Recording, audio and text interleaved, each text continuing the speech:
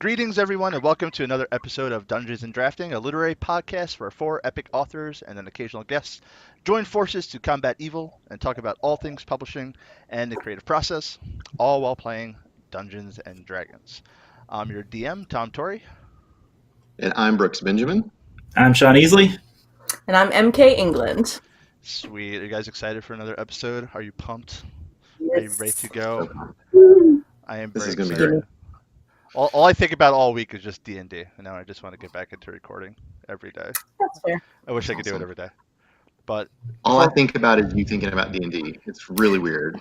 It's kind of meta for you. all I think about is No. you thinking about me thinking about us thinking about playing D&D. It's all D&D. I I don't think about writing.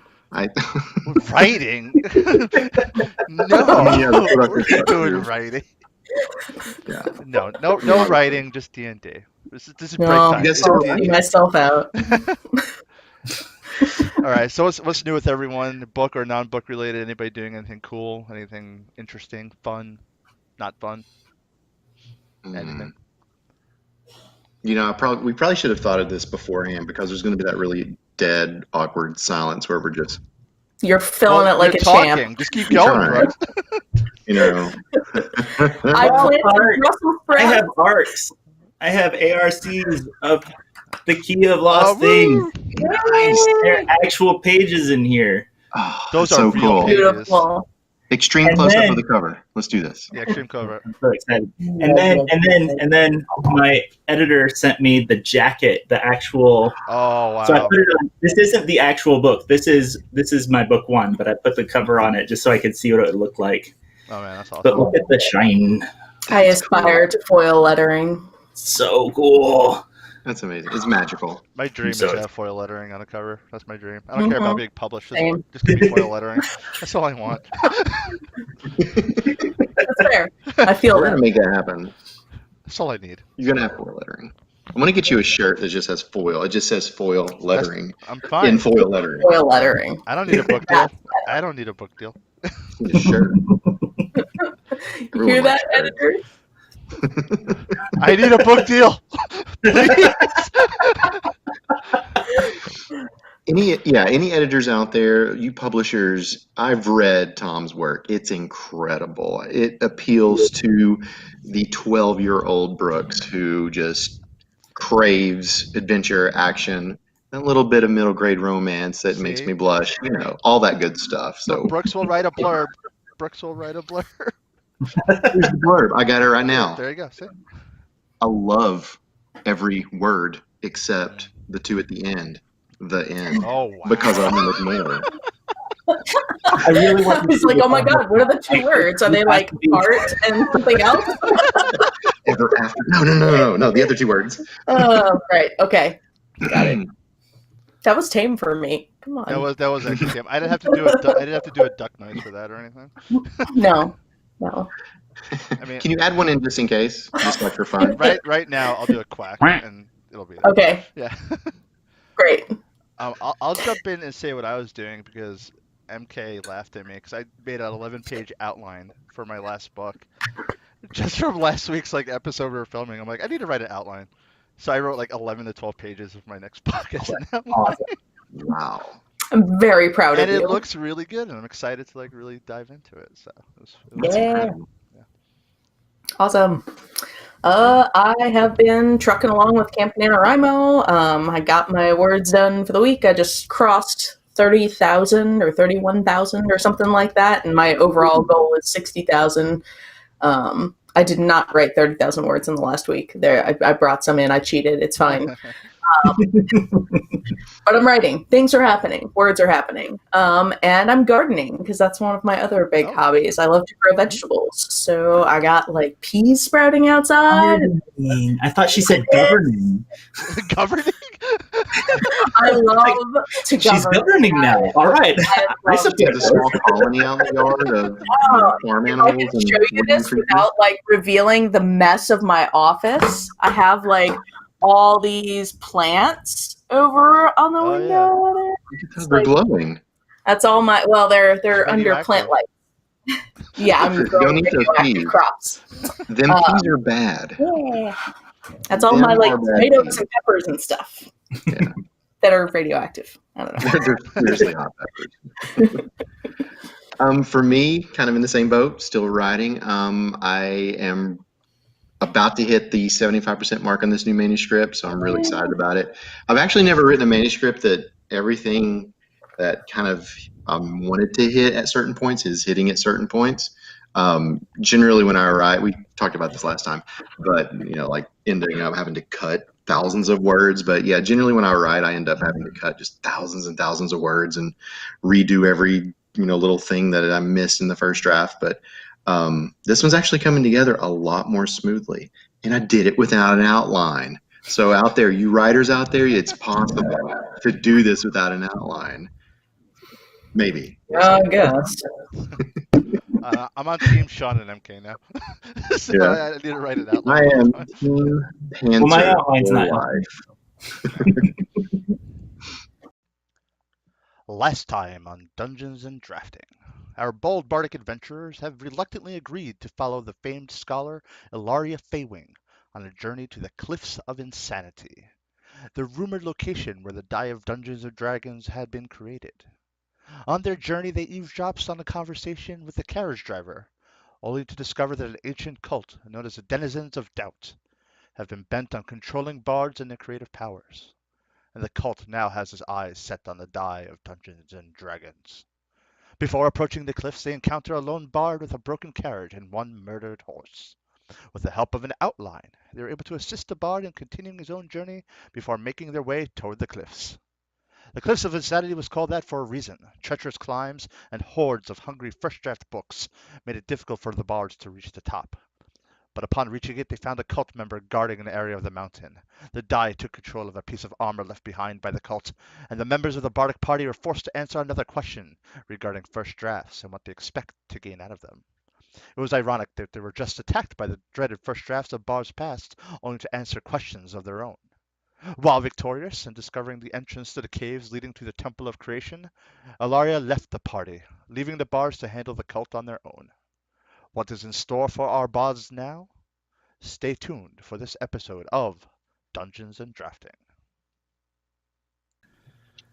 Okay, so who's excited for some more D&D? Who's excited to see what's going on in this world of bards? Me. I am so ready. So, well, of course, our viewers, hopefully, and listeners listen to the last time on Dungeons and Drafting, which I would put in right before this. But in case you guys forgot, you've just defeated some crazy books that were flying on the mountainside, and of the Cliffs of Insanity, # Princess Bride again. And you found this cave that was apparently the entrance to the Temple of Creativity, which is where the bards apparently got their ideas from. It was like the source of all their creative power. And Ilaria warned you that this new cult might have been going there to manipulate it, so she sent you to basically go there and discover if the cults were actually there messing with this. And she said the die that you have on your persons right now was probably created in this temple as well. And then she ghosted, so that was really sweet of her. Thanks, Ilaria. Well, she helped you Appreciate enough. I think it's on your own now. She has faith in you, so don't worry about it. Record scratch. That wasn't a record scratch. That was someone ripping their britches.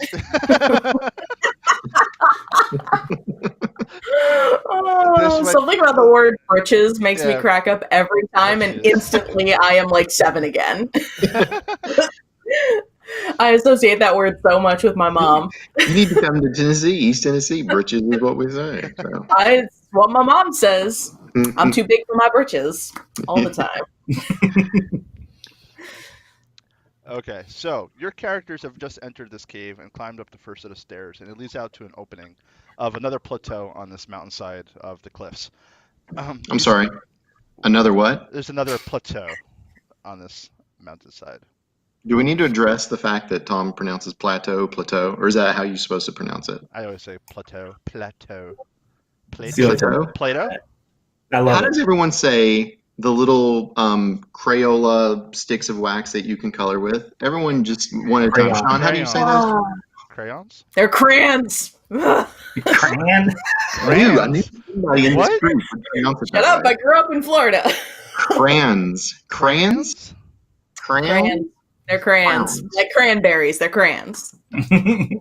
Wow. I feel like you're saying it correct. I'd say crayon. I know I'm right.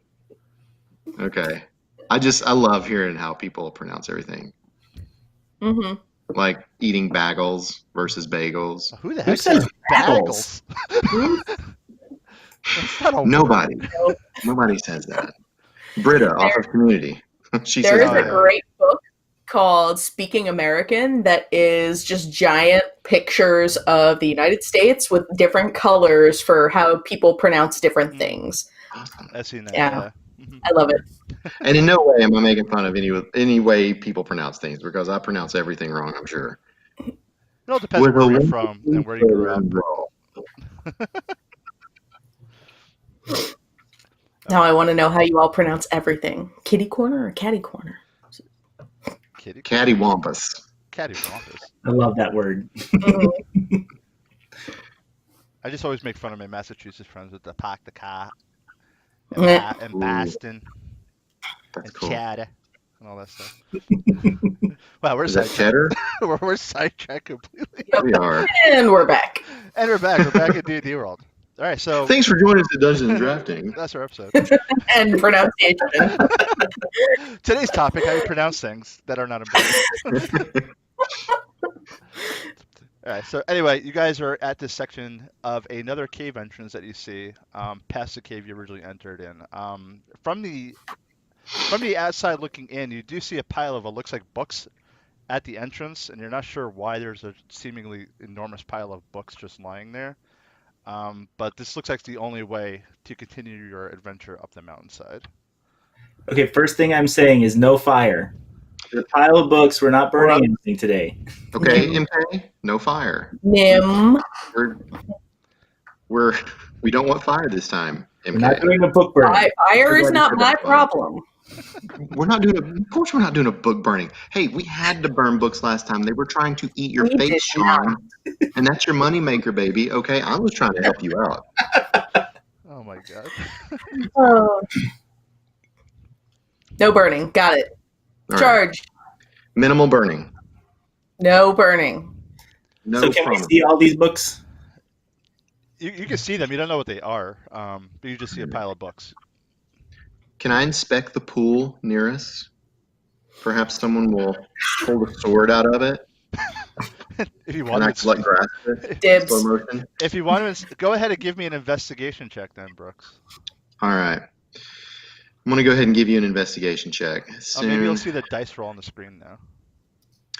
And also the sound effect. I heard that you've been doing some tweaking on this. Mhm. All right, so here we go. We're about to investigate this pool, and it's going to be a. Can't see the number. It's pretty terrible. Wow. Yikes. You fall in. So, yeah, your head basically just dunks into the water, but it's just water. There's nothing in there. I see cold. It's So I H2O. pull my head out, wipe the water from my eyes, and guys say, "Okay, guys, it's water." Thank you for confirming. I'm going to go see if there's something good to read. Yeah, same. This won't burn. You and burning, man. No, Okay, I so don't know why my character's like that. as soon as you step into the cave entrance, you hear a little bit of a muttering deeper in the cave. You don't see anything because it's not lit up, but you definitely hear someone muttering pretty close ahead. It's a male voice, and you can't make out what he's saying though. Anybody got a light that is not fire? Sean? I have my fairy fire, so I will cast it, I Okay. think. I'm going to get my tinderbox ready just in case. No. Just in case. No. As you're casting fairy fire. Yes. Right, so it's not much, but it lights up 10 feet, so I'm going to light it up for you. It also gives us advantage on any creatures. Yeah. Nice. Good job, Sean. I'm proud of you. I can read the crap out of these books now. Is there anything good? Is there any sci-fi here? There's one that looks like it has a nice cover with some stars and cloudy, purpley spirals of nebulas that I just can't wait to explore. Not gonna lie, I had my eye on that one. So right as you cast the fairy firelight, you do see some a brazier right next to it that you can light up. It won't do any damage to the books if you light it, and it will provide more light. It's a pretty sturdy brazier. Guys, I got this. Where's the brazier? It's right to the left of you, right by the where that light source is. Nim does not know his Blame left you. and right. I'm gonna blame you when this goes wrong. Um, I'm going to go ahead and light the enable brazier it. with my tinderbox. So as you light this up, in the back, you do see already affected by your fairy fire. He's kind of glimmering with this like purplish glow about him. But it's another cultist member, but he doesn't really look as if he's all there. He's the one muttering to himself in the center of a pile of books. He's holding one, tearing out more pages and throwing them to the side. And he picks up another one, rips out some pages, and throws the book again to the side. And he's like, what am I? Who am I? Why do I see me? Is that me? Is that you? And he stands up, he turns around, and he points at you. He's like, you, I, me? You have the die. You have it. And he just cackles, runs away, and runs to the back of the cave, and he just disappears into the darkness. Well, he's obviously a monster, so we need to kill him. Anyone who tears pages out of books like that? Yeah. Oh, I mean, I'm on board. just yeah. a question. Which one of you is holding the die right now? Not it. I believe Sean said he had it, right? Sure, I'll have it. Sean totally. Just I have it in here somewhere. so Checking We my trust inventory. Sean. Not seeing it. I do have a rat. you do have a rat. I think I left it down at the bottom of the cliffs. I hope. Gloria left with it. The Cliffs of Aphasia. We got it. Okay, so that guy just ran off, but this cave is still the only path you could really take into the mountainside. Outside the mountain, the cliff face is way too steep for you to climb. And this cultist obviously went somewhere. Well, let's find him. Yeah, I think we should. Have I lit this brazier yet? You lit the one in front of you, yes. Okay. Here, do you see it now? I see it now. Yes. More All books. right. I apologize to the books this monster ripped up. I know. We have a brief moment of silence for the pages We do. that have been torn from And for the 3 page. bards, I feel like that's a lot. It's true. I think there needs to be a whole funeral. And the party was derailed for 3 hours. Can you see some of the pages or inspect some of the pages that he was tearing out? Yeah, go ahead. You could go ahead and do an investigation check. Better than last time, please. Anybody want to take this one? Because last time didn't quite nail it. Sure. I mean, I did double what you did. You did twice as good, man. All right, MK. Well, you don't Like, notice you know what? anything. I'm going to leave this to you, Sean. So MK, you don't really notice anything suspicious about the books he's Yeah. ripping apart. But Sean, you just noticed that he's ripping out pages from books that seem to have varying perspectives that seem to be confusing and they don't make sense. Like it seems to be written in like not first person, third person, but second person. Oh, choose your own adventure books. Yeah. I like that. All right. So ahead of Let's you, go through the darkness, you do into see the cave. another brazier ahead of you that's unlit, right past the books. Dust, you want this one? So Okay, you gonna light that up? I suppose. You just want me to be to blame when the fire inevitably I just want you to see how it goes feels. all wrong. I don't want to feel it. I don't. Guys, there's a spider web up there. I don't want to scare Nope. anybody, but that's big. That's like my size, Dust and I'm please, Lord. dragonborn. I don't like that. I want to go get Ilaria. Please protect us. Oh, All right, I can Ilaria's see how nowhere fire to might be be found. justified. Ilaria is nowhere to be found, so she's way gone. The only Then be move, ready to burn. the only move is forward. But as you lit that last brazier, you did notice a pedestal, and it's eerily shaped like the die you're carrying. Mm. Do it, All you, Sean. All right, I have to have character agency, so I'm going to go up and put the die into the. Okay, you're putting the die in there. Mm-hmm. So the die, Crossbow everyone as soon as does. you place the die in the pedestal, it glows, but it's not doing anything to you, and it just lights up the room completely that you're in right now. Convenient. So let me do that for you now.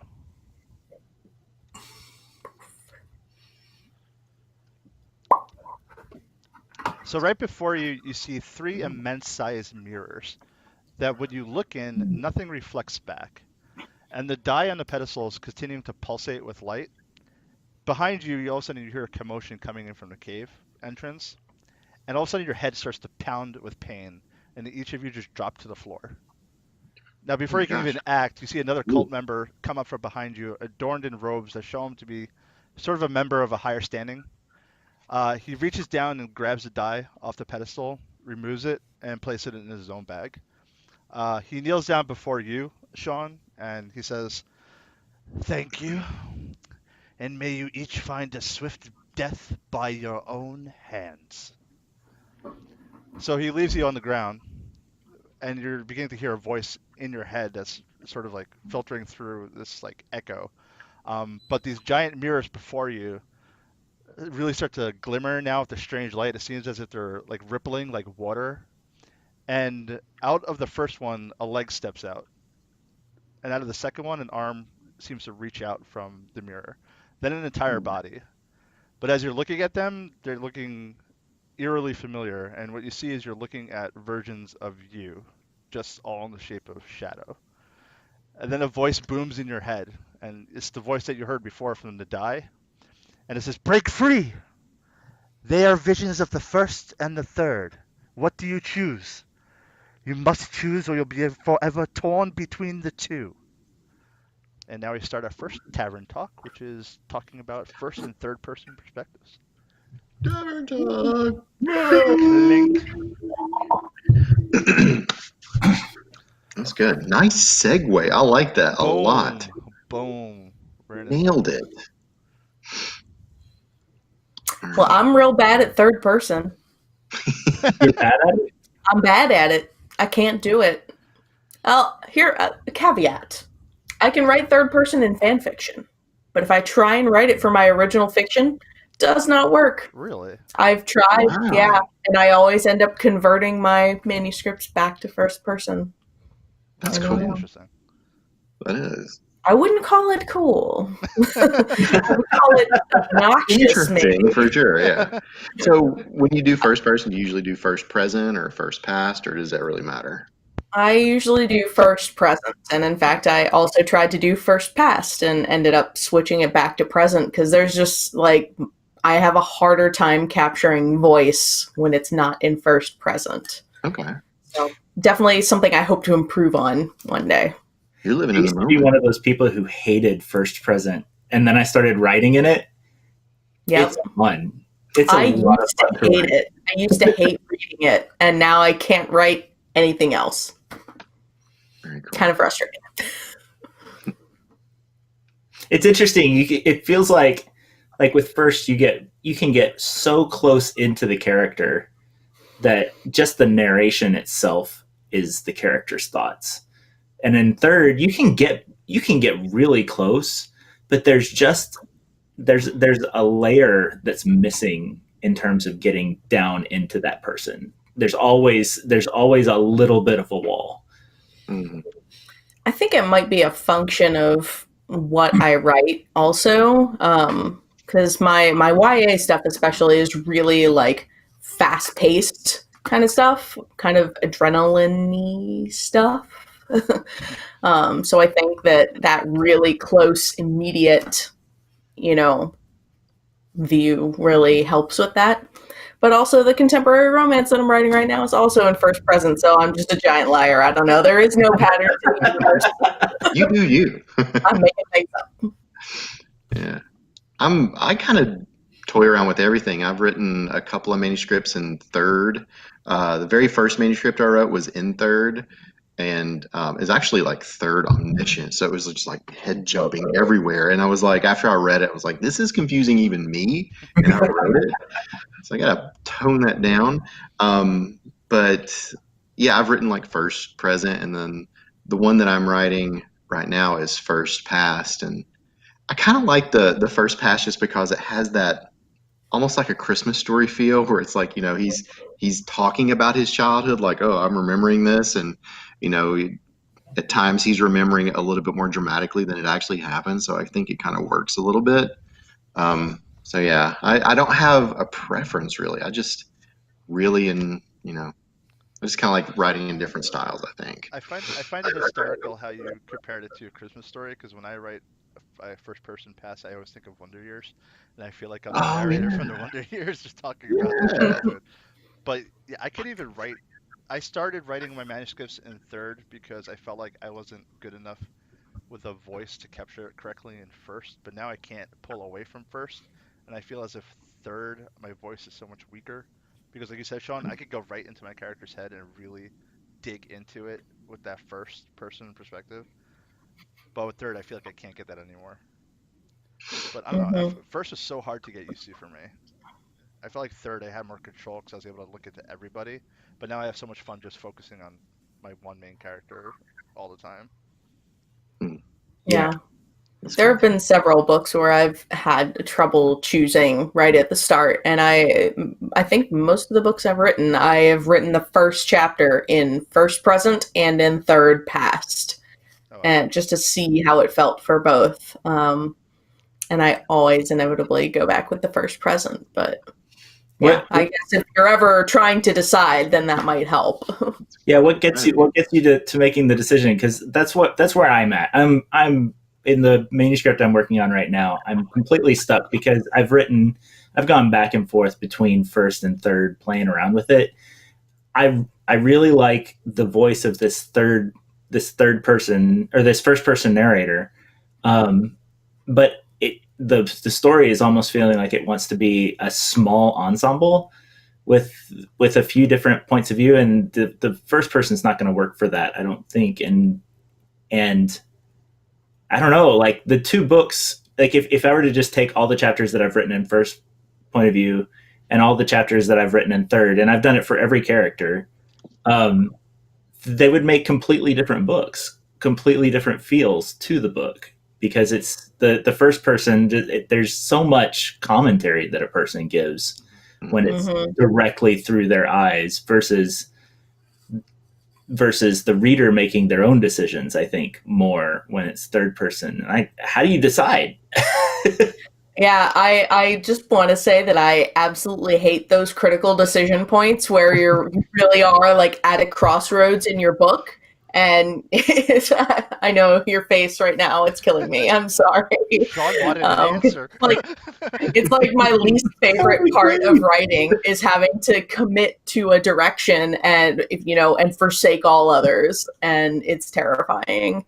But I mean, it kind of comes down to what you want your final product to be like. Like, I don't know, I guess step back and envision it as a book you're holding in your hands. And what is the experience that you want a reader to have? And what do you want that object to feel like in your hands? And, when you open the pages, what are you seeing there? What's the feel of the story that you ultimately want to get across? I usually go for greater voice, wherever I have the most voice. But, I feel like the choice between single narrator and multiple narrator is really what the decision is here. Because if you go with multiple narrators, then one of those options is automatically cut off, so yeah.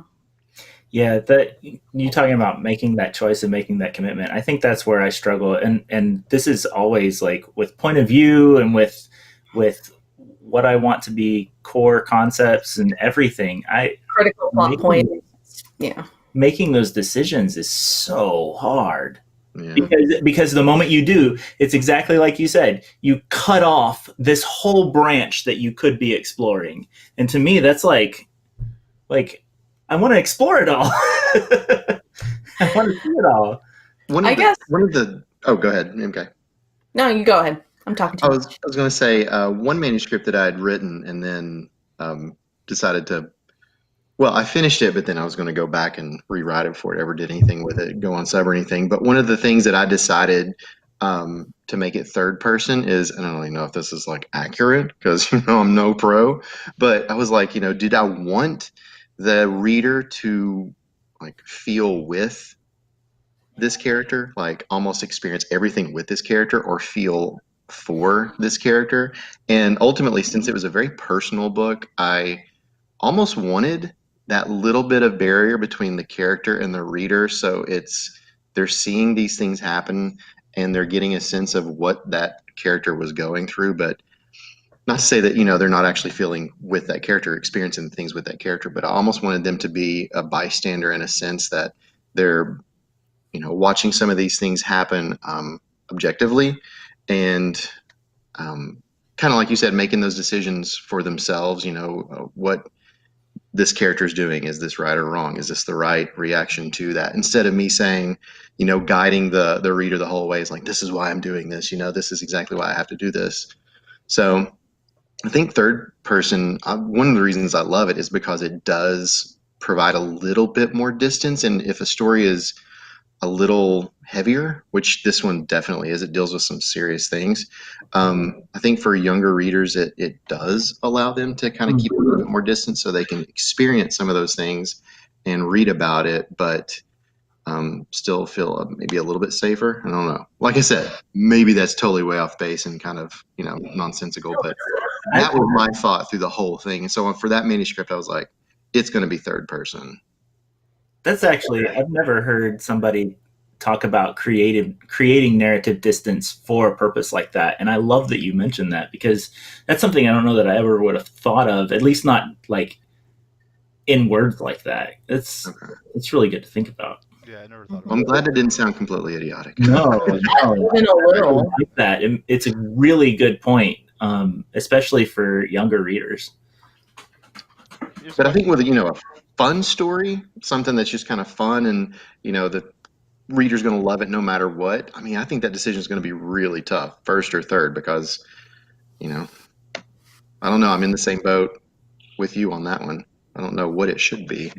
Just a really fun, enjoyable, actiony, adventure-y, fantastical manuscript. Have any of you ever wrote through an entire manuscript and then you're just like, this is not working, and go back and change it completely to another perspective? Yeah. Mm-hmm. Only tense, not Okay, just 10. like POV. Yeah. And what is your preference, like, to reading wise? Do you guys prefer first or do you prefer third? What is your go-to usually, or you don't care? I don't care. I used As to long as it's the right choice for the story, I don't care. Yeah, I used to have a preference. Like I said, I used to hate first person present tense. I didn't like voice, and I don't know why. I just kind of wanted somebody to just tell me the story. Like, it was almost as though the character was getting in the way of the story for me back then.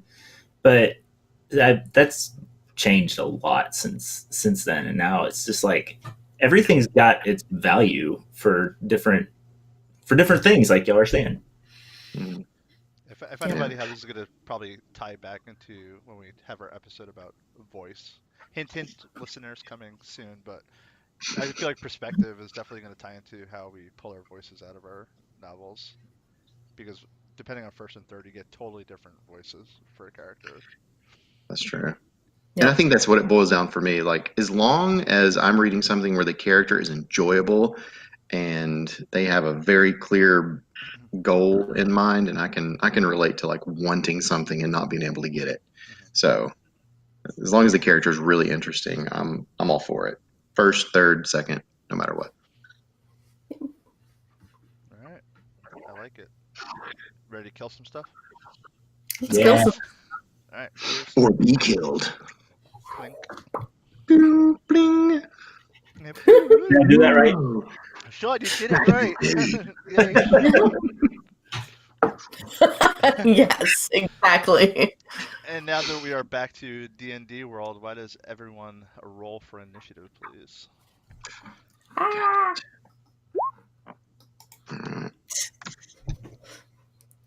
Cursed dice today. The Those sad. virtual dice. Ooh, Oh my sad. god, y'all. Yeah. All right, let's see what these monsters got for you. Someone's caught what I had there rolling for investigation earlier. I'm just seeing a lot of spider webs, and I am genuinely worried. Like, I'm scoping out the place, Oh, and my I'm. die appeared on the screen. How fun. Is it shaped like a spider? No, it's not shaped like a Okay, that's good. We're fine. So Dark Nim rolled a pitiful 9. Let's see what Dark Dust rolls. 14. And Dark Wig. Darkwick Duck. Let's get Yes. dangerous. Oh, wow. Classic dark I'm so web. glad y'all laughed. Oh. I felt like such a dork. I liked it. I appreciated that little reference. Yes. Mm-hmm. That was good. So first up, we have the dark version of Dust, and of course, the dark version of Dust is going to charge forward and attack Dust. So you see, Got this. Dark Dust. All of a sudden, his hand transforms into the shape of a short sword and just swipes down at you. No. Oh, Mm, yes. A 19 hits you. Ouch. Yes. Okay, let's see what the damage is. 1d6. Just a little bit. I got 2 plus 2 piercing damage, so that's 4.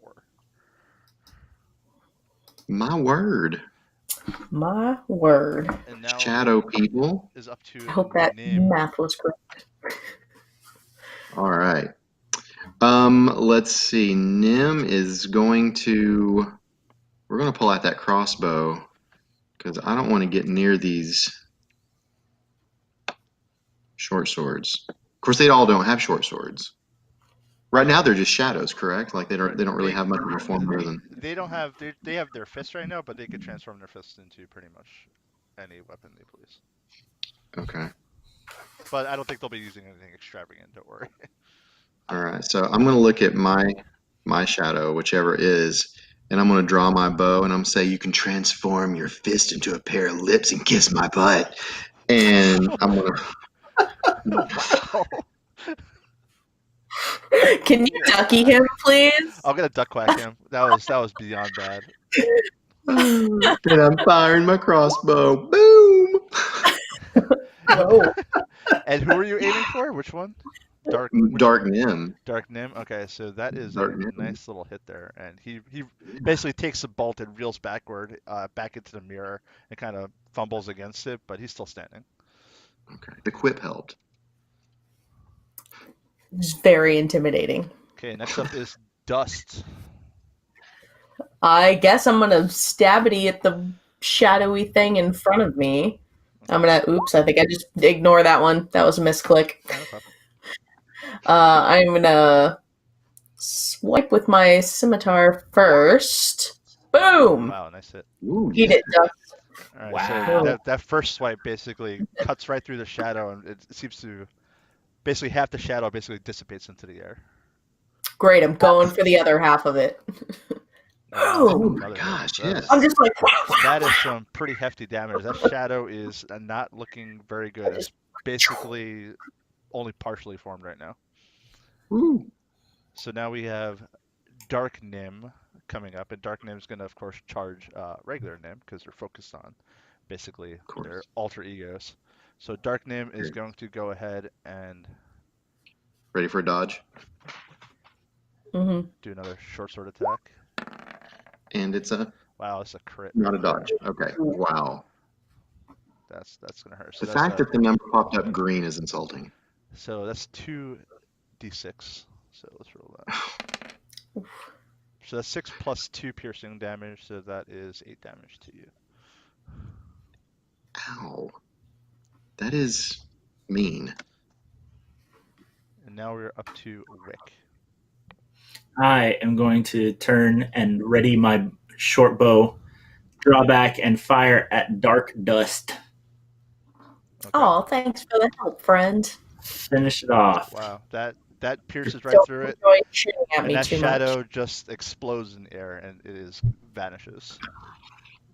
Whew. So now we have Dark Wick coming up, and Dark Wick is going to make a beeline right for you, Wick. But he is going to cast Darkness.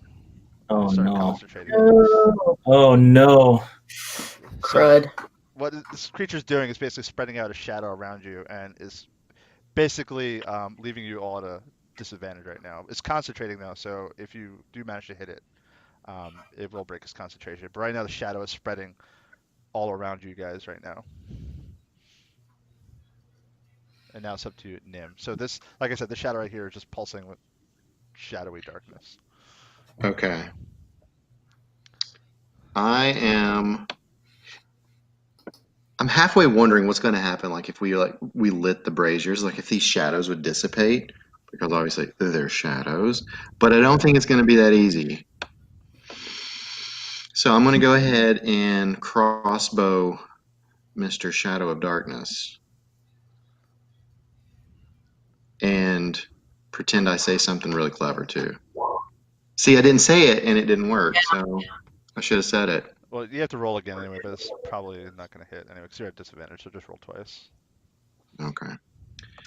We're going to do that. I mean, this will take. Okay, so yeah, you won't hit. Unfortunately, that would have hit, Maybe but not. you don't hit because it takes. That would have done great. So now it goes to Dust. So I'm thinking I can't see them because of this magical darkness, but they can still hear me. So I am going to viciously mock Dark Wick Duck. Dark. Yes. So that will be a DC 13 Wisdom save for Dark Wick Duck. All right, so here's Dark Wick. Duck. Got a 3, so that doesn't really do anything. But by you hitting him, you do break his concentration, so that shadow dissipates in the room where it's up again. So Woohoo! not much damage, but it does rescue you guys from being in the dark. Well done. We can see. So Great. Dark Nim's going to attack Nim again, so he's going to use his short sword this time. Dodge. And that's a 19 against you. These guys are really good. I mean, they are us, so you know. So he's going to do 1d6.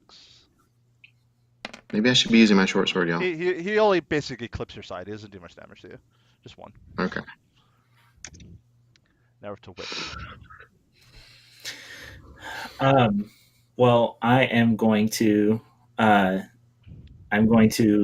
pull out my short sword and attack the Dark Wick Duck. That's a nice. You do. So that's a hit right there. That blade pierces right through the chest of that shadow. It Quack, quack. stumbles a little bit, but it's still standing. Right, Dark Wick. Dark Wick is going to instead move over to Dust because it's trying to pull away from being attacked by Wick and do a little attack on Dust. I dodge. That's a 22. I don't dodge. Another d6. Ouch. These things are undodgeable. 3 damage plus 2 piercing. That is 5. Ouch. I'm mad. This is mean. All right, Nim. You got one next All to right. you who's looking healthy. The one to the other side is... Actually, the one beside you is hurt. They're both pretty hurt. Okay. They're both like halfway down. All right. Let's see. I'm going to pull out my crossbow with my offhand, and while the shadow's looking at it, and like I'm jingling it, so the crossbow bolts are going like rattle, rattle, rattle, rattle, and it's looking, and while it's doing that, I take my dagger and right in the temple. So we're going to try that. Boom! In your temple, fool! All right. So you basically stab him in the temple, but it still goes right through him. But he's reeling from it. And And Dust, we're up to you. All right. I'm going to take both my scimitars here. I'm going to spin them real cool. I'm going to kiss each one.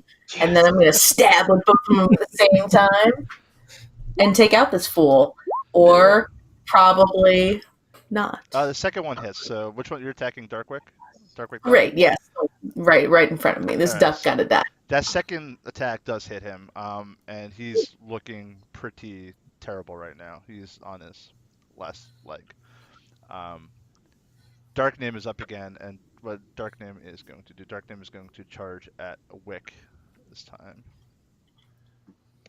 And try to back up his friend, and let's see what he does. Another short sword attack. It's a 19 against yours. 12. Ouch. Another d6. Yeah. 2. So 2 plus 2. So 4 damage total. And now we're up to Wick. Okay, I am going to spin around behind the one that's attacking Dust and try to stab it in the back. Wow. Yeah, that clears it. That basically slices right through the shadow, and that shadow is gone. Nice. Free action, high five. But the other shadow, as soon as it sees its friend disappear, it completely vanishes into the darkness. Before you, the mirrors actually explode with glass shards, but these glass shards, when they fall on you, they don't hurt you. Instead, they actually start healing you. Whatever energy is coming from those mirrors actually recover your health completely. And the mirrors completely just fall to the ground in rubble. So as the Mirror has never been that nice to me. This is really refreshing. So as the mirrors shatter, you don't see any side of the die or the cult leader that took the die from you. But you do see a lever that was behind the mirrors in the first place. I want to pull it. Are you gonna pull it? Pull it. All right. So as soon as you pull it, the rocks to your right immediately start to climb upwards and form a staircase. So let me show you that staircase. And this appears. And it's leading up into the mountain, and you see light break forth from the sky above, and it's sort of like acting like a beacon above you. I'm so happy it's near the spiderwebs. That's neat. Really, yeah. So what you guys Wick, you should go first. Yeah. I'm walking over there with my torch out, and I'm burning the spiderwebs as I go. I'm just like, psh, psh, psh. I'm last. All right. So now I'm going to do a quick scenery change for you guys. I'm gonna move your characters over to a new map. Are we doing Or form of gnats. Either one works. Absolutely. So do you There's guys, no right way to do do you guys that. see stuff on your screen yet, or no? No. I see a beautiful dark sky. How about now? Darkness. Still the dark sky. Still darkness. All right, we'll edit this out until I see how you guys get there. 10 years later. 10 years later. Well, now I see my old friend. It's darkness. Hello, darkness, my old.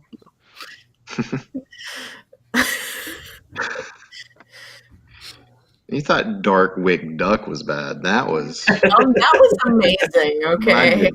horrible.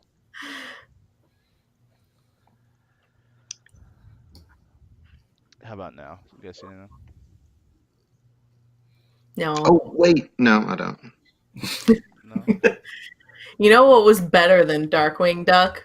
Was Duck Dodgers of the 24th and a half century. Oh, yeah, I love that show. So good. I never saw that. Oh, I'm sorry for you. Is that the one with Daffy Duck where he's like, Duck Daughters of the 24th Century. century? Yeah. Yes. All was great. Well, since we're going to edit this out, give me just a second. I'll be right back. Are we though? We shouldn't. And we're live. Welcome Everyone back to should Dungeons know and about Dragons. Duck Dodgers. Also, Wick died. You should all know.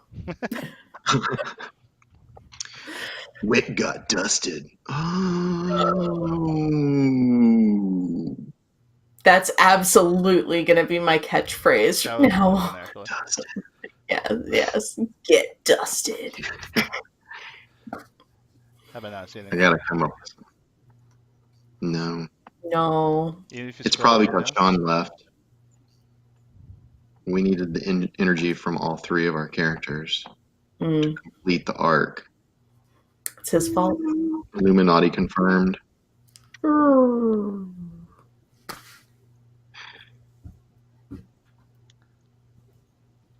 That is something that has actually stood the test of time, relatively speaking. Illuminati confirmed. Like I remember a couple of years ago, and that was like a really big thing. Everything was Yeah. Illuminati confirmed. But my fifth graders are still doing that this year. Oh my It's like, god. if they see a triangle, it's like Illuminati. It's not so much Illuminati confirmed, but it's just like Illuminati. Yeah. It's hilarious. Geometry must be amazing. I'm sure the math teacher loves it. Yes. I really hope the road work meme stays around forever because it gets me every time.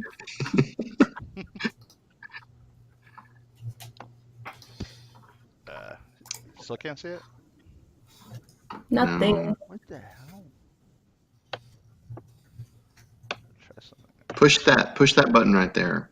No, that other one. Pushing it. The beside it. You guys just see blackness right now? Yeah. Blackness. I feel like the blackness is maybe getting shorter. How about now? Like I have to Are we scroll. falling? Are we falling up? Still nothing? Nothing.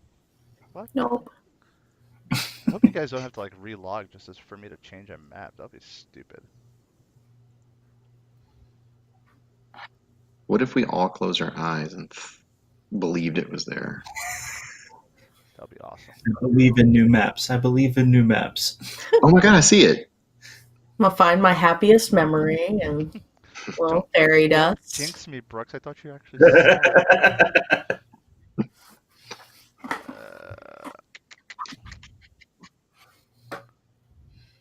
Pretty sure one of my happiest memories is of being stuck on a Disney ride, actually, since we were talking about Disney last time. Oh, that would be cool.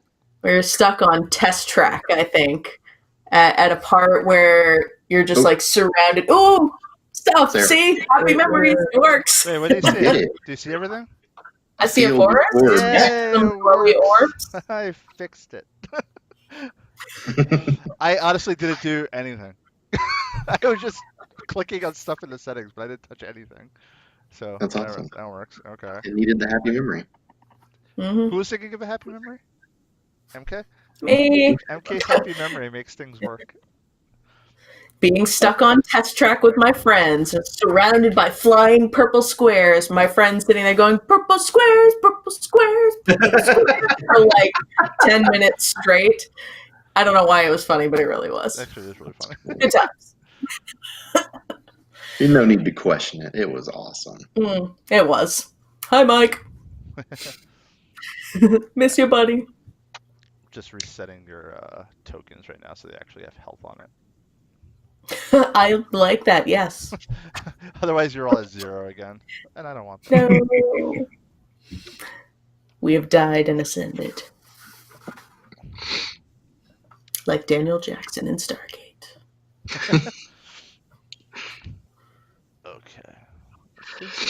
All right, so we're ready for this part? I'll just Yes. pretend Ready. I pretend everything works smoothly and we're already here. So. Absolutely. Oh, What an instant transition. Right, so as you climb to the top of this stone staircase that you discovered by pulling that lever in the lower level, it opens out into a wooded area high on the mountaintop. You're atop basically another level of the Cliffs of Insanity, but this is just like a Is step. it a plateau? It is a Plato. Is it a Plato? It's a step in this giant mountain. You're surrounded by lush trees, a running stream that goes by. It seems really peaceful. And it leads down to a waterfall that cascades down the mountainside. Sounds definitely us. All around you, though, you see orbs, much like the ones that you were carrying when you first came here. These are all shattered, though, completely. They're broken.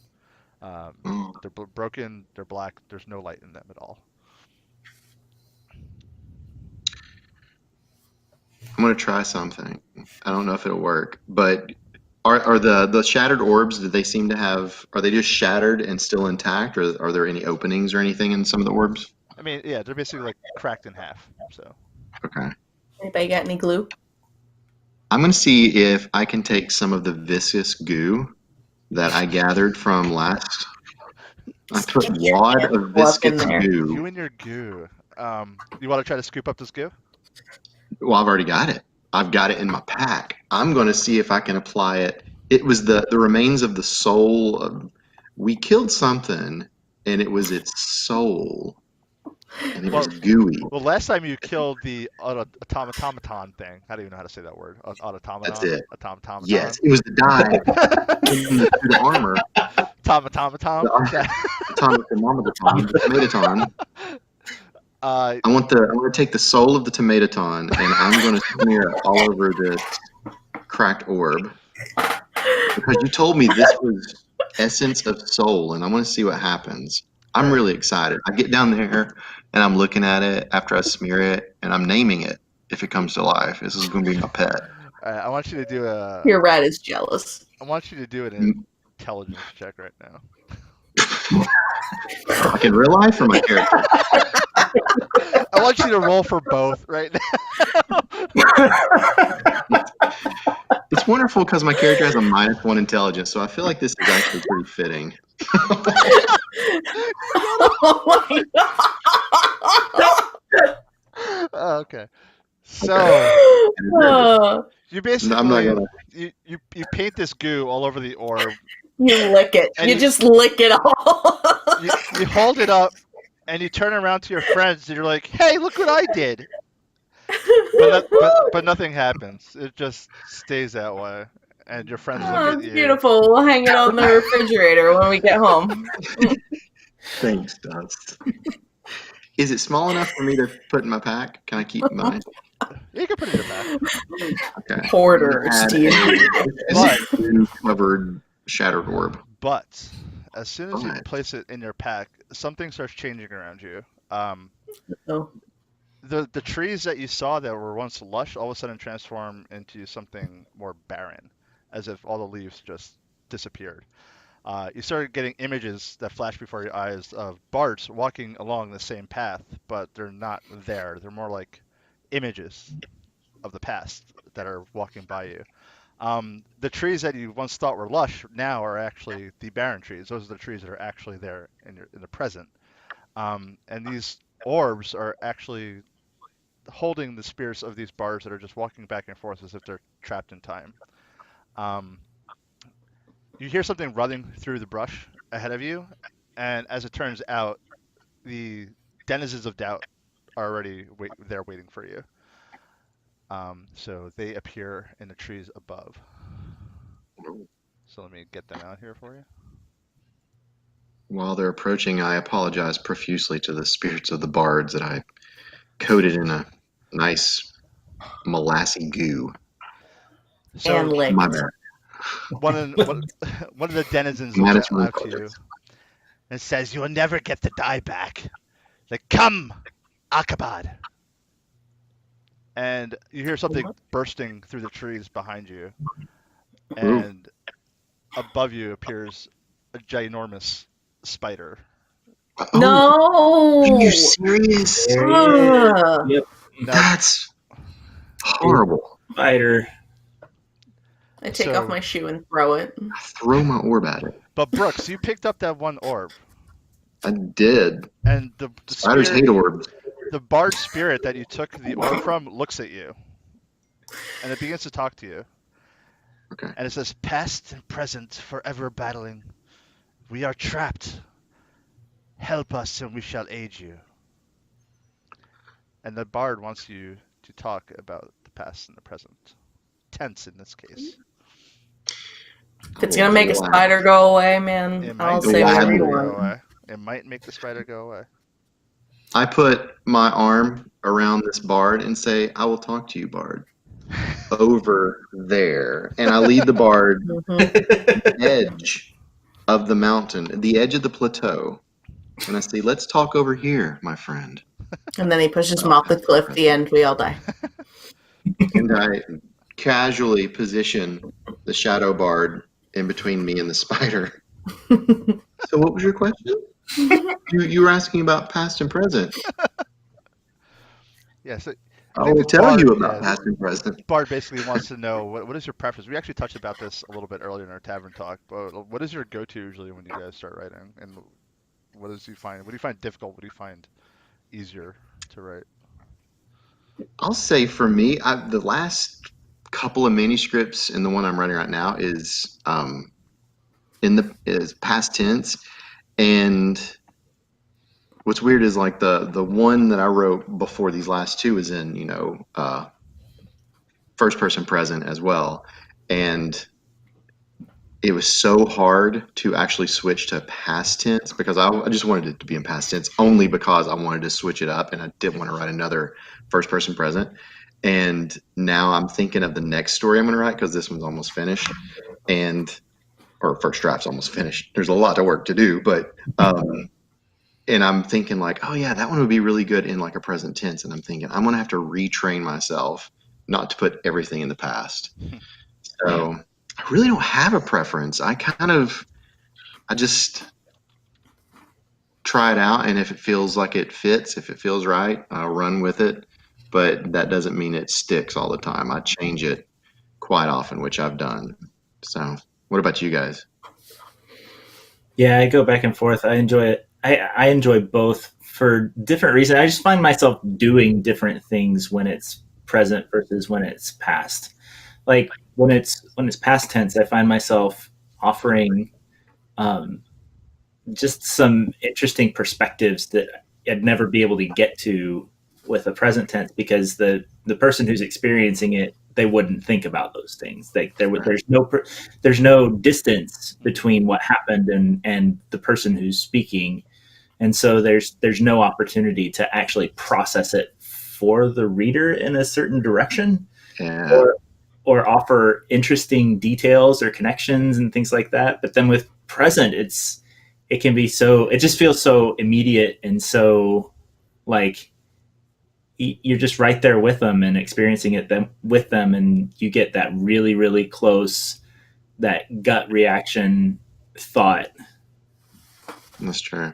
Yeah, you can definitely play around with it a little bit more. I think like you said, the perspectives and the thoughts that the urgency's not there as much with third person, so you can kind of throw in some of those little sentiments and ideas and be a little bit more playful with it, which is one thing I love about writing past tense. I said it has that Christmas story feel to it, or Wonder Years.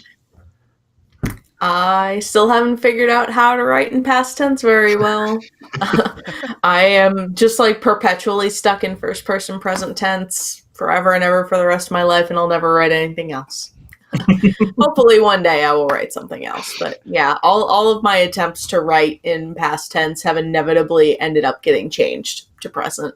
So Cool. Do you want to switch? Because I have no idea how to write present. I can only write past. I'm clueless when writing present tense. I don't know how it works. I just don't. if we could just like cut me in half and cut you in half, Just then mush each other it's like together. paste them together. It's like We'll have Dragon like Ball one Z whole fusion. writer. We had to come up with a Dragon Ball Z fusion dance, so just do that. So Yes. that we could just become one. Yeah, And when you figure it out, I think you need to do that on the show. I think that would be great. so Mhm. that's a Our good viewers idea. would love that. Yeah, I always have to write in past. Like I said, present just does not come natural to me at all. I feel like I'm just not capturing any essence of my character in present tense. It's just me though. I can't pull out the voice. And like Sean, you said, I'm more reflective in my past tense, so I'm able to I'm able to write about what my character is thinking about what just happened, and because it just happened, rather than reacting. It's more just having the reaction already.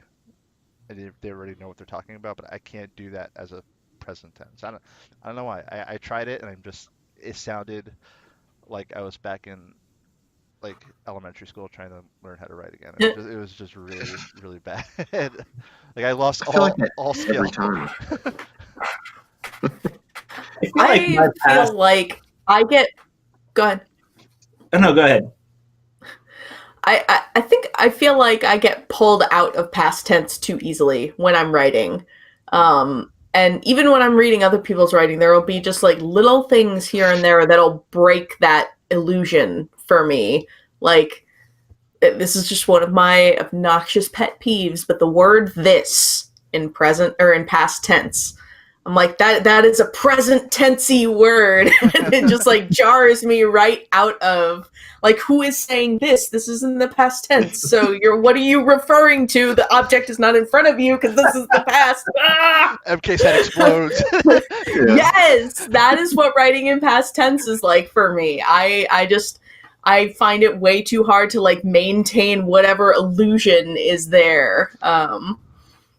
That's Yeah, funny. I don't It's know. so funny you mentioned that because I was actually reading over something that I wrote yesterday, and I had the word "this" in the sentence, and it really kind of rubbed me the wrong way. I was like, that doesn't read right because he's, it's obviously in the past, and he says this, and it's like, like, have I done something wrong?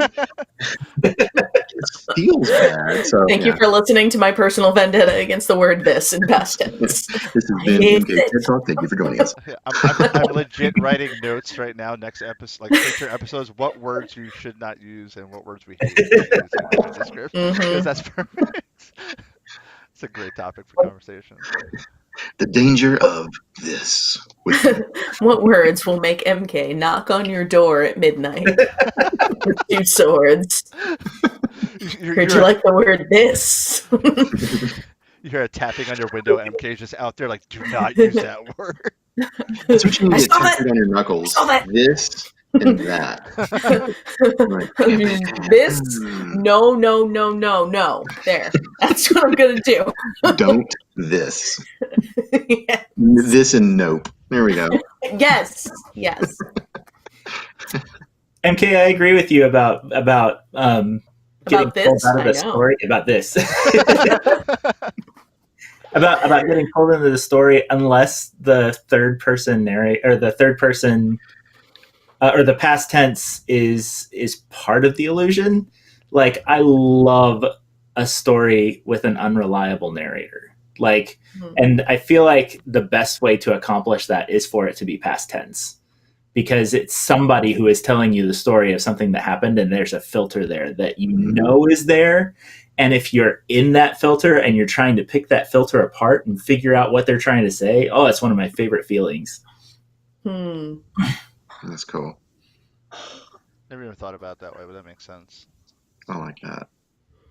I think for present tense might be a little bit of a crutch for me as a writer in some ways that I need to move past, because it's almost like I need to be that in the character's head in the moment to be able to like feel out how things are supposed to move through space and what things look like and feel like around the character. And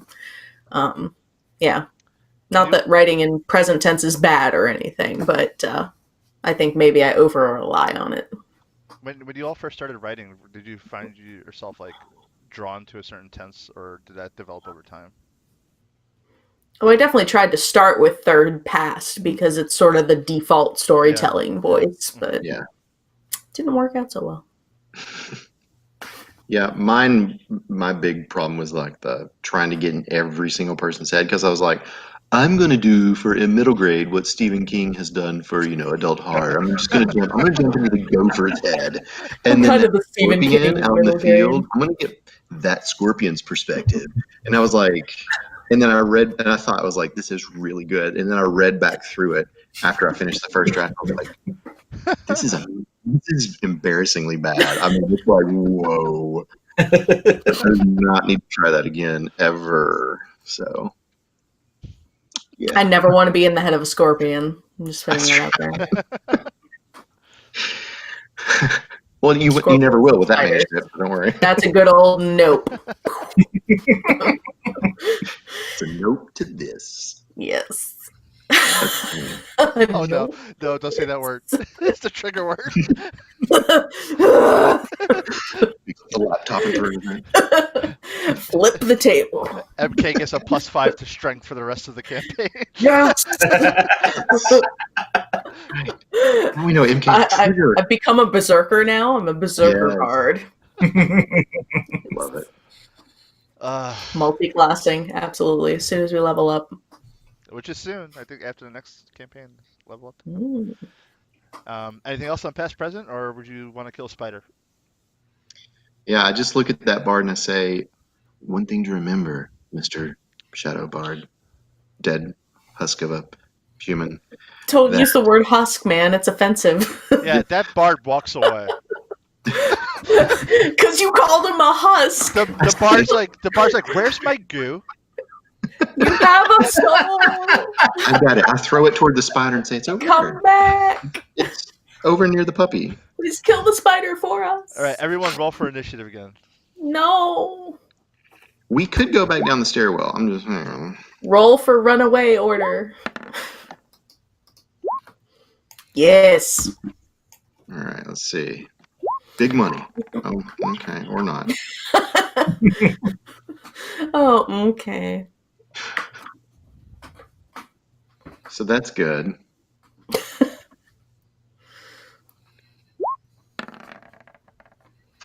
Are my die loaded? Did you do Why- something on my Why? die? You're rolling multiple initiatives. I don't like that. Oh, there's 'Cause we got- there's 3 cultists too. So The cultists. Oh, yeah, that's fine. so one more. As long as it's not more spiders. Oh my goodness, there's so many cultists. There's 3. Okay, so that's the order. But the bards are helping you, so you have 3 bards helping you right now. It's 3 spirit bards. Oh, the bards Yay. are the ones near the orbs. Yeah, Okay, the I bards got are it. the ones with the orbs in there. So what you're going to see right now is the bards are actually going to charge forward towards where the cultists are. Mm, And okay. sort of attack them first. So right now, sorry, I'm just moving the other way. You are dealing right now with a giant spider, but Wick, you do go first. The spider's right now is in the tree line beside you. There's what?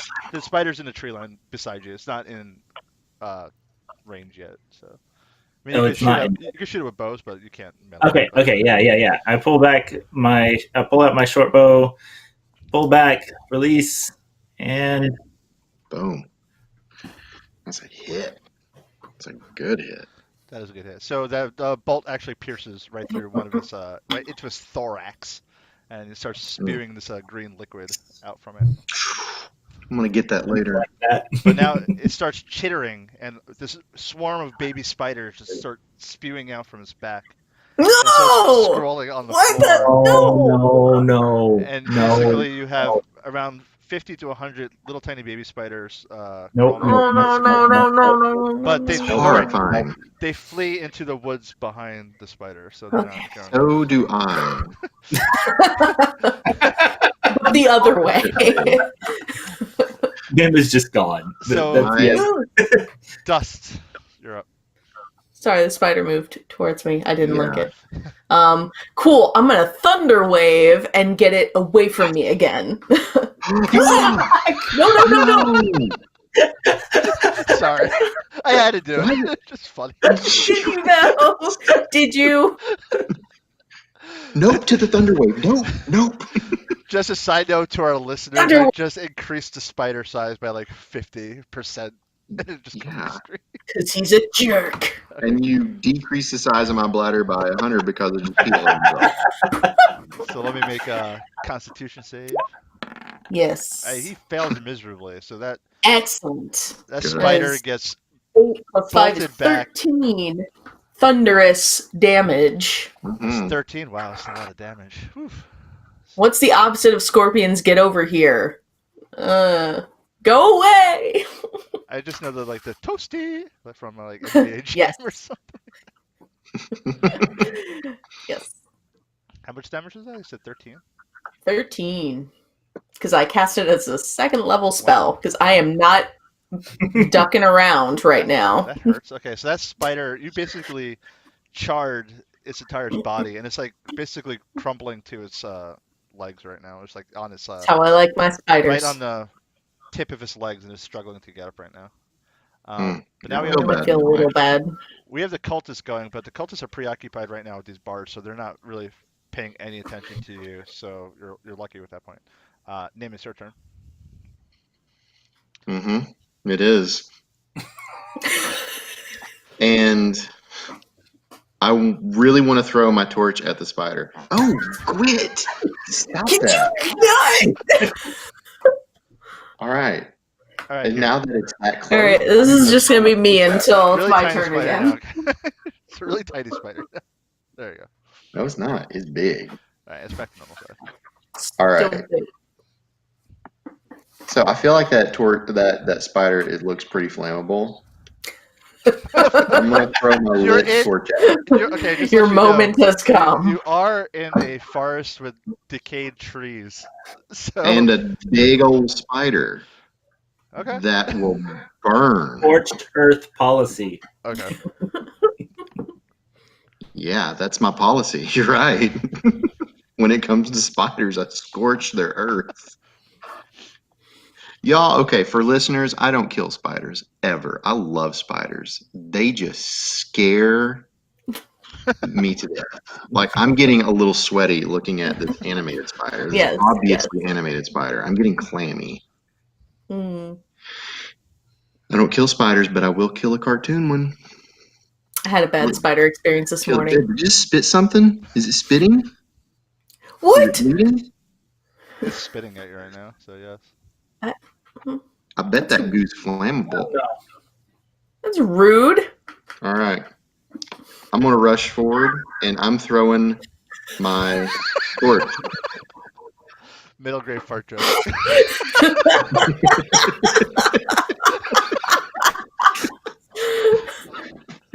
Okay, wait, what are we doing? What are we doing, bro?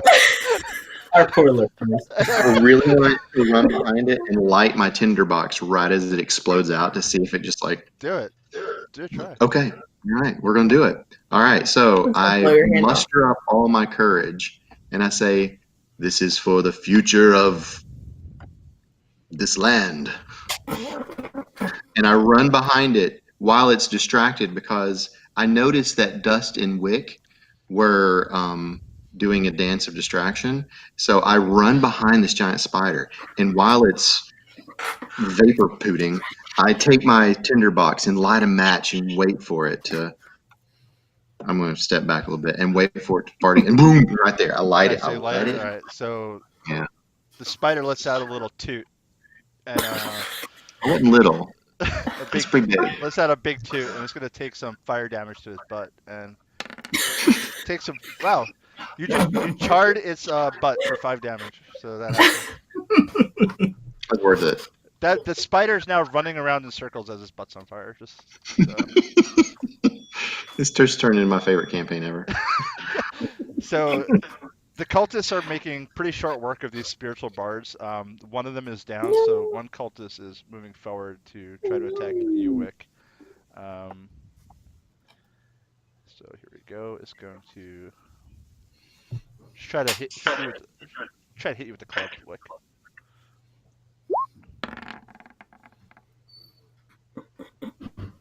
It's a 21 and it does 1d4. A whopping 2 bludgeoning damage to you. Okay.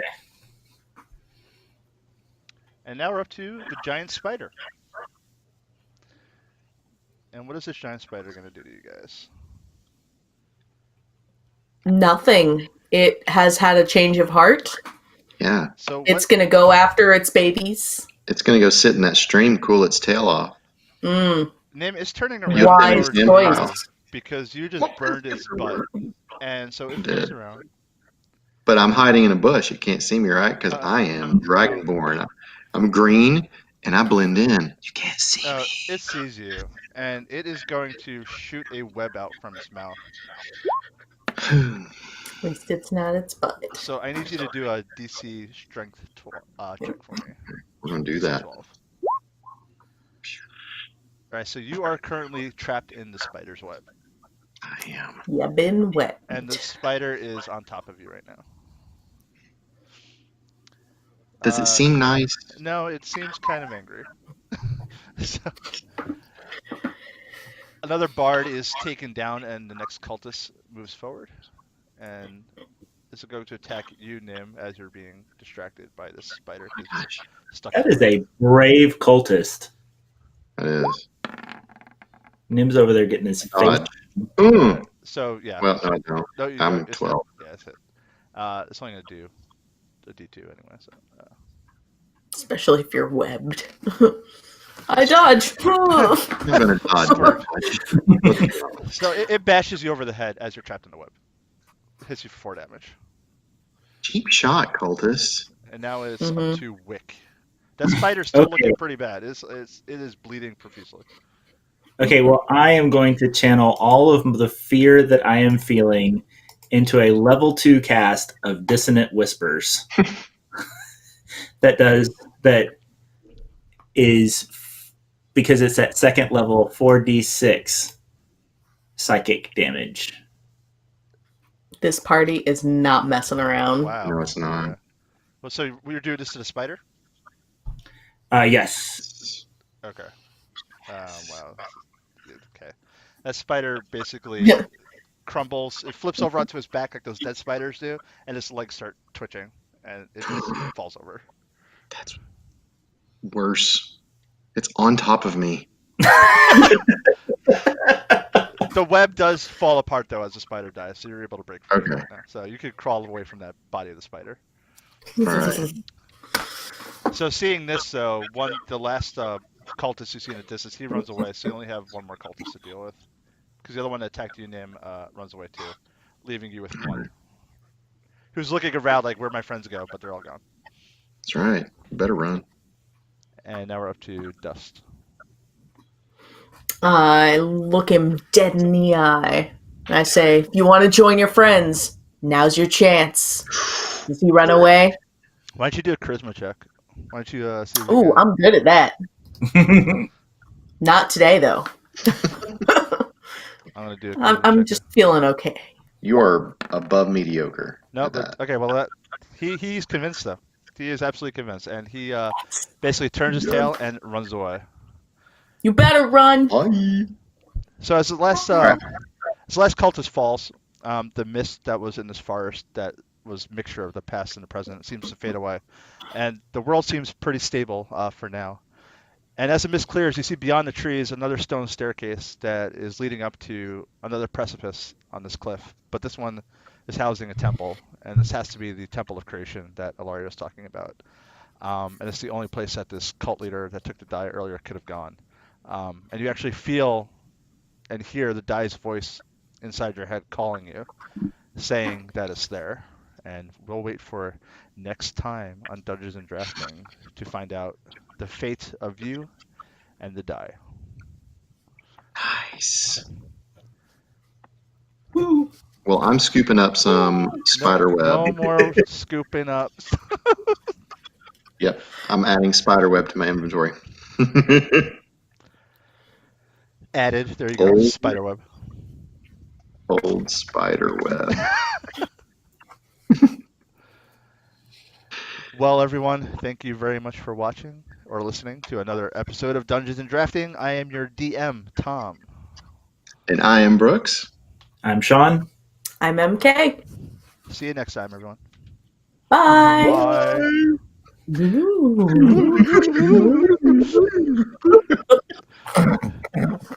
Spider farts. Yay. No. Bye.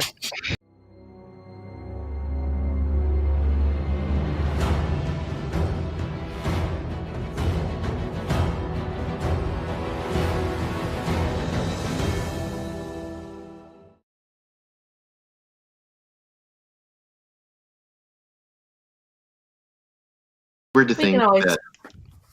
Yeah, go ahead. Good. Like every time you start to talk, I'm like starting right there with you. I'm like, oh, blah, blah, blah.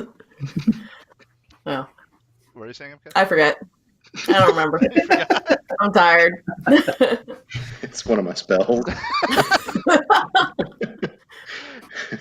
Power of interruption. And have nightmares about baby spiders. I wasn't even planning on saying that, but I'm like, oh, baby spiders are creepy. Let me talk about them. So I just added baby spiders. No.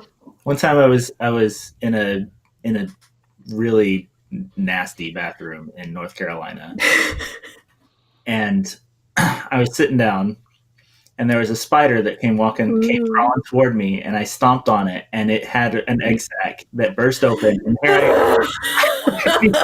am. Like, what do you do? I'm trapped there. Sean, I'll see you and I'll raise you right now. Oh no! I was driving in my car. It was the dead of summer, and I had to turn on my AC in a while. And I turned it on, and it wasn't working. And stuff started flying out of the AC. No. And I was like, oh, it's just dust, or maybe like the fabric from the AC. But then I look on me, and I'm driving, and there's baby spiders crawling all over me. I pulled over, and I'm just like brushing baby spiders off me, and they're just crawling out of my dashboard. That is nice. I am literally going to bed after this. I'm gonna have nightmares. I was so stunned. I didn't know what to do, but I was like in a weird state of mind where I just like zoned out. I'm just like, I need to get these spiders off me. I was beyond freak out. I was just like, get them off. I would love to be the person on the interstate, like, just barely passing you up, and you're just like, their hands are on the wheel.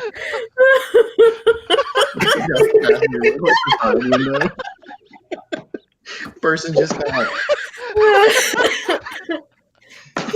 Tom's over there, like, screaming.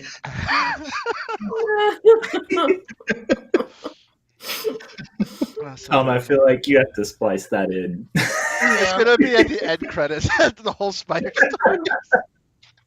I'll splice it in. I'll definitely splice it in.